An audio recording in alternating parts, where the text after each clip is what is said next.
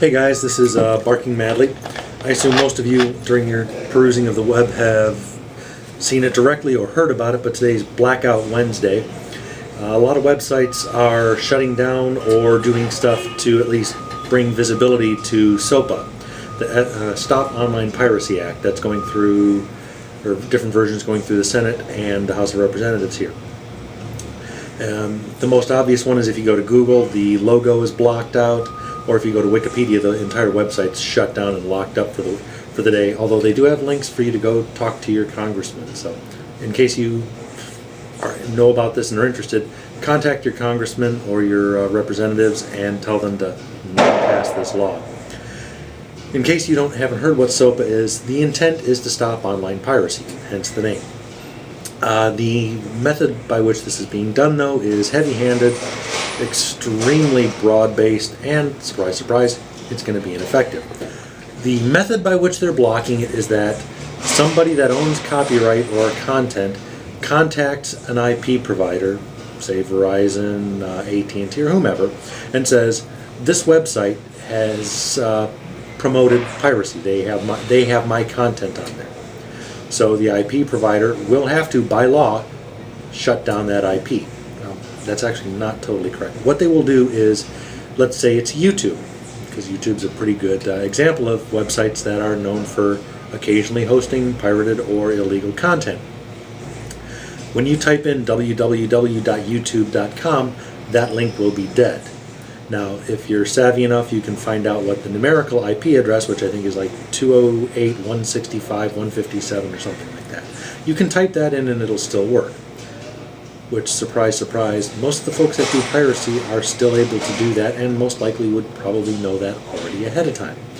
So, but at any rate, the vast majority of the people that want to use YouTube or whatever website will be blocked. That's one of the main reasons why Wikipedia is doing so, because inadvertently, a lot of times, Wikipedia is like YouTube. It's all user-created content, and they don't go through and manually verify the copyright legality of each and every item that's on their website.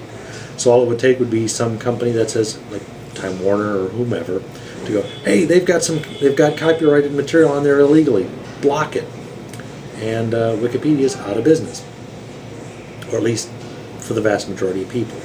Now, you can protest this, you can actually go through an appeal, but it's not a legal process that's going through here. It's strictly one business, something, like I said, Time Warner, the News Corporation, whomever, just goes and says, hey, these websites are blocking it. Here's my letter that says so. You are legally bound to shut that site down.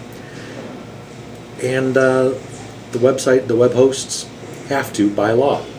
So that it's strictly somebody, that just content provider that said it's on their say-so, that what's being hosted there is protected. If any of you guys out there use music in your YouTube videos, like I know Fred Hart does, a lot of the free-to-use stuff has actually been basically counter-pirated by folks that say it belongs to them. So YouTube then then gives them all the proceeds from it. So without having some kind of court proceeding, it gets kind of ugly, and that's one. And then the fact that all you have to do is backdoor your way in using the actual numerical IP address means it's toothless. So it's going to get in the way for a lot of legitimate people that either make mistakes or, due to overly aggressive or assertive people, it could be abused. And it, at a fundamental level, it does nothing except for inhibit people that just want to have free speech. That's why folks like Wikipedia are fighting it. That's why there's a massive push for it. So, and I don't mean to say that I'm in favor of online piracy. I'm a chemist. Getting patents and being able to enforce my patents is one of the things I like to do. So, intellectual property, also known as just IP, it's a good thing. Protecting copyright, it's a good thing. So, I mean, I'm not saying we don't want to enforce that stuff, but this isn't the right way. And also, some of the the associations like the RIAA, Recording Industry Association of America, the MPAA, the Motion Picture Association of America, these companies have already done so much and just completely gone outside the law with some of their rulings that the courts have somehow upheld, that it's bullshit. I don't really know that they need more protection in the first place. They'll tell you that they're losing billions and billions of dollars every year in piracy. There was a business institute over in Britain. I'll try to post a link down below. But they found out that no, they're not losing billions. They are losing money, no doubt about it. But to truly lose money, that means that you would have had a sale, but because they pirated it, they didn't buy it. And one of the things that has been shown numerous times is that people that pirate stuff generally are not going to buy it. Now, this is not the same as going to the store and shoplifting a candy bar. That candy bar intrinsically has value because there's raw materials in it, there's labor, there's shipping and all that stuff. So if you steal a candy bar, you are stealing something that inherently has value. It has raw material value to it. Intellectual property is a little bit different. It's a little bit more difficult to quantify because of the fact there's no raw materials in it. When you steal zeros and ones, the only thing that's really there's bandwidth that was used, but generally that was being covered with either by the pirating website or by the person doing the pirating. So there's no lost cost associated with it, whereas for a fixed item there is cost involved in creating it, or in the actual lost content there.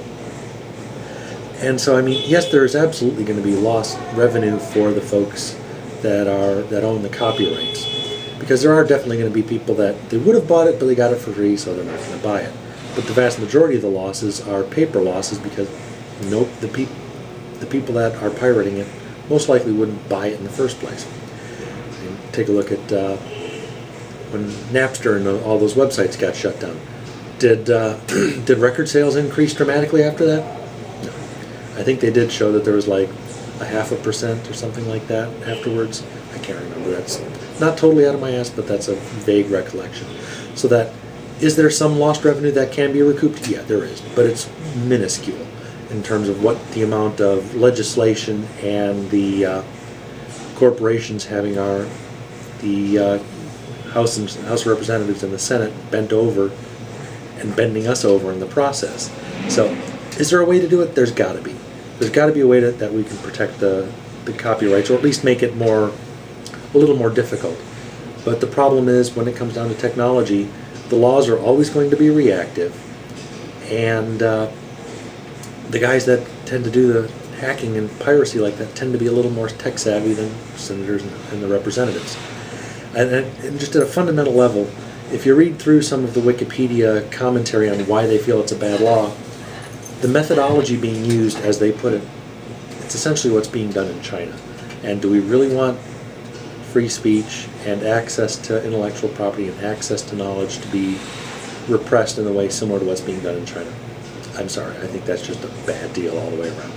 At any rate, read up on SOPA. It's all over the net today, especially because of all the blacked out websites. If you don't know about it already, learn about it. If you know about it, call your senator, call your state representative. Cheers.